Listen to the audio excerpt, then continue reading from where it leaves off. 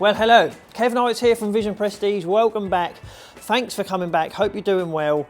It's a quick introduction today because me and Claire, there's Claire, we're going to do a review on what is one of these little cars. Whether you are thinking of buying a Skoda Citigo or a SEAT Mii or a Volkswagen Up, they're all the same car, and if you're thinking about buying one, arguably you have already looked at certain parts of what they are. Well, we're going to do a review today to see whether you should buy one of these cars. So you've got two choices here.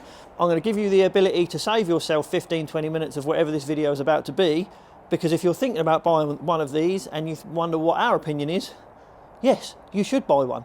And if you want to know why you should buy one, we're now about to drive this one 5.5 hours away to Wales and do a little review on it along the way, because arguably, yes, it is a city car. It's not supposed to be sitting on a dual carriageway or a motorway for 5 hours, but I think it will do quite well. So what we're going to do, we've got to get on because we've got a long way to drive. Claire's in another car waiting for me, so we'll get on our way and then we'll start talking about what these little cars are about. Well, so here we are. We're on the way. Claire is, I don't know where Claire is. I've lost her already and I'm only 12 feet away from the garage, but we'll hook up soon, don't worry. So, why have we decided to do a review on this little car? Now, I wouldn't really say it's a review. We have been contacted by a subscriber. She wanted to buy this little SEAT Mii Mango Edition. She used to have one. She reached out and asked us if we would deliver it to Wales. Now, Wales is 5.5 hours away from us, and usually we would say no straight away because we don't normally deliver cars for obvious reasons. We don't normally get involved with transport companies for obvious reasons. But there's no getting away from the fact that, sort of three reasons really. It is quiet at the moment. Car sales are notoriously quiet in December, but this year is just a whole different level, and we're going to get onto that in a different video. I apologise if the light's bad, the sun is low because it's early in the morning and the sun's out. It's a lovely day to be delivering a car. It's also, Claire said we should just deliver it. Do you know what? We'll shut the dealership for a day and we'll just deliver the car, we'll have a day out. And then we thought that we would make a video about this little car, because arguably people might be thinking about buying one. And it's sort of, so why would you be thinking about buying one of these little cars? It definitely wouldn't be because you travel across the country all of the time. But there's certain things these little cars do really well, and there's certain things they don't. But if you're looking for one of these, it's because you want a little city car. But you know what, we don't really get involved in cars like this that often, and it's not because we're snobs, it's because they are cheap cars and they are not built to do 300,000 miles, and the margins in these cars, even when they're nice, is really tight. So you usually end up buying someone else's lack of maintenance, lack of care. So even when there's no margin in the car in the first place, you prep it properly. Now there's no margin left in it, and that's why we don't normally get involved in them. This particular car got traded in with another little car, which I actually put at the end of one of the videos, because a lovely young couple with their little daughter, a mega little girl she was, were deciding to go from two cars to one. So they had two little cars and they bought a lovely Q3 off us, and they traded both of these cars in. Now, a few months ago, when I think we were getting some work done on the Edition 30 Golf actually, we took it to Pinnacle RVW guys and they loaned us a little Volkswagen Citigo, a little Monte Carlo edition. And we were driving home in it. Yeah, right, you're small and you know, there isn't a lot of room in them. But I say there isn't a lot of room in them. There really is. And that's what we found straight away. Me and Claire were sitting talking to each other going, it's really quiet in here, isn't it? And then we were sort of taken aback by how good the little car was. But we were only going within our town, sort of darting around. But it sort of opened up our minds to how good these little cars are. Now, if you're thinking of buying one of these cars, there's a few things that you need to not let you put you off. And this is only my opinion. But these are cheap cars. You close the door, it doesn't sound like a Golf. It can't sound like a Golf because it's less than half the price of a Golf. They're half the price of like of an Audi A1, which on sort of similar platform is sort of hard to believe. But I'm sitting here at 65 mile an hour, talking to you quite happily. It's very quiet in here. It's doing less than 3,000 revs. It's doing 2,800 revs at 65 miles an hour, which is perfectly. Every one of these little cars has got a 1 litre 3-cylinder engine in it, petrol engine. They didn't make a diesel one. They didn't make a diesel one because they didn't need to. You buy a diesel because you want a car that will do loads of miles per gallon. These do loads of miles per gallon. You want a diesel car arguably because the emissions are lower and you want cheap tax. This car is £20 to tax. It's less than a kebab. Well, it's less than a kebab when I go to the kebab shop anyway. It's the little 3-cylinder engine. They are sort of throaty and raspy all at the same time. They don't sound brilliant, but you can't let that put you off because they're a good little engine. And coupled with this gearbox, they're geared quite low, so I mean they don't jump off the line. They can't. They've only got 3 horsepower, so you know they can't jump off the line and be a fire-breathing beast because that's not what you buy one of these cars for. So as far as performance goes, they're surprisingly agile. As far as probably one of the biggest worries that people have with city cars are if you're going to take it on a dual carriageway when you're coming up a slip road and there's a 40-ton articulated lorry coming up and you want to get out of the way. A lot of cars haven't got enough puff to get out of the way out of that slip road. These are actually quite good. They get up and go quite well. Here we go, look. Doing 55. Didn't even drop it down into 4th gear there. I've just pulled out in front of a truck. There's nothing behind me. I put my foot down quarter of the way. It's fine. I'm now doing 70 mile an hour. It's perfectly fine. They feel cheap, and they do. You know, they're not massively sound deadened. They feel a little bit industrial. You know, you can hear the sort of gearbox when you change gear almost, if you know what I mean. They're a cheap car, and you have to get over the fact that they're a cheap car because you're buying one because you want a cheap car.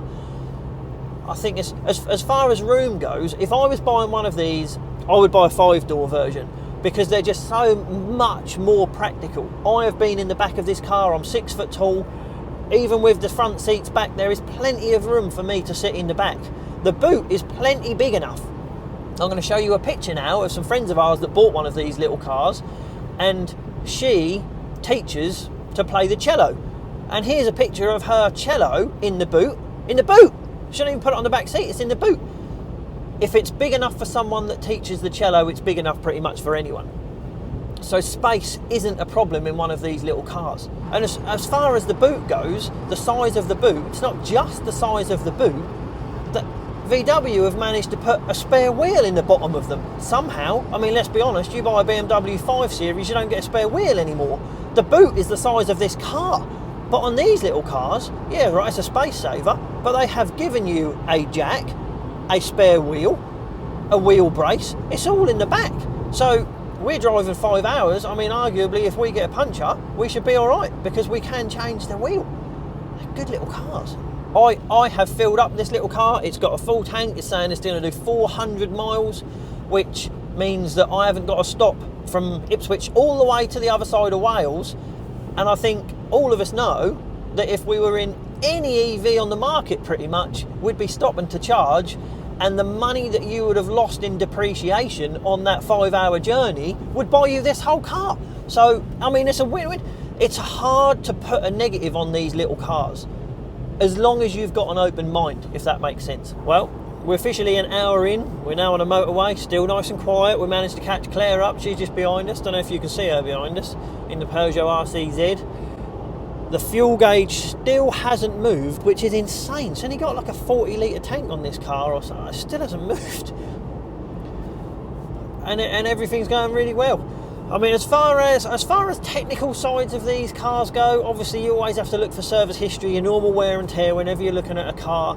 Two things you want to... It's only really one thing, really. It used to be 5 years to change the cam belt and water pump on Volkswagen Audi Group cars, but they've sort of changed these ones and across the board to 140,000 miles for a cam belt change and no service interval, as in no time interval. Potential, look at it at 15 years or whatever, but I think probably the biggest thing and the most common thing with these cars, which every one of them does, is they do have, and everyone will do it eventually, or does it for even, there's no rhyme or reason to it, they do have a slight rattle on idle, which is something to do with a lay shaft on the gearbox or something like that, and if you don't know what it is, it can potentially sound a little bit worrying. If you went and had a look at one privately and it was doing it, you'd think, oh, why is the engine rattling? It's not the engine, it's the gearbox. Every one of them does it, and even Volkswagen have said that it's very normal. You will go on forums and everything like that, and people have had them for 6-7 years, and they say they've made that rattle since it was new, and this and that, and even our Volkswagen specialists, they say they all do it. It isn't something that should put you off buying one of these cars. It's just the way they are. The later ones apparently got fixed and they don't do it, but I wouldn't let it put you off buying one. As far as the looks go, I think they look great. I love the fact that they're a bit chiseled, they're a bit square. You know, it's sort of the way cars are going now. You look at like Audi Q2s and stuff, they're all a bit Transformer-like. And I think these are great looking little cars. You can get loads of limited edition ones, which people love. As far as this bit of this journey goes, I hope the sun's not too bad. I can see that it's in the camera. But I'm going to stop talking now, and then hopefully at some point on this journey we'll swap over, and Claire will take over, and it'll give you a woman's perspective as well. So hopefully Claire will see you in a bit. Okay, so we are going to Wales, which Kev's probably already told you. It's now my turn in the SEAT Mii, and I'm going to do a little video review of what I think. And so far, it's amazing. It's got loads of headroom. You can turn the passenger airbag off if you need to put your little baby in the front. Cruise control, air conditioning. It also comes with a little Garmin set, which is from factory. I'm pretty sure it is. And you've got your Bluetooth, your sat nav on there, your music, your radio. It's great. Great little car, and it drives so nice. You just don't feel like you're in a little car. It feels really spacious, and it's really, really smooth. It's a really nice little car. I'm looking forward to this next 2-hour journey and getting to Wales. We will let you know when we're in Wales and do a little update for you then. See you soon. Bye. So I'm just going to jump in here quickly, because as the journey kept going on, the weather got worse and worse and worse, as you can see by this little clip here. Oh, where's the sun gone? Horrendous! And then so eventually, when we got to the customer's house, we did all the handover. We didn't get the customer on the channel, but Claire did the handover. I gave it a little bit of a wipe over because it freaked me out. And then we sort of got back on our way, but we didn't do any filming of that bit. So I'm just doing this bit in as a little bit of an infill to make it flow a little bit better, if that makes sense. So you pretty much now join us on the way home in this car, which when we were driving at home, obviously was very dirty and unprepared. But now, as you can see, it's all prepared. So by the power of time travel, it's all done. So I'll let you join back for the end of the film. Right, we're back. We're back on the way home. The weather is absolutely atrocious. Now it's going to go straight onto this bit because we didn't actually get any film of handing over the little SEAT. We didn't ask if the customer that bought that car wanted to go on the channel. It wasn't really about that. It was more just about what we were doing and sort of reviewing that little car. But now the weather was horrendous. The car was filthy dirty. I'm freaking out. But now we're on our way home. It wasn't that bad. For a 6-hour journey, yeah, I thought that done all right. It was just that last half an hour with the rain, wasn't it? Yeah, but it still looked all right because you did the windows and the wheels again. Did the windows that again. Changed the whole look of it, I think. Yeah, it did the tyres again, shiny tyres. Got the bucket in the back. Love a shiny tyre, don't you? Love a shiny tyre. Oh my God, this weather's so bad. So pretty much, we're just to wrap up really. How did you get on with the little SEAT Mii? Yeah, it was cool, wasn't it? I think it done outstandingly well. It really did. 5.5 hours, used about 3.5p's worth of fuel, didn't it? That little car. I know, I can't believe it. It literally cost us 20 quid to get to Wales in that car. It did, yeah. Obviously it cost us more because of time and this car.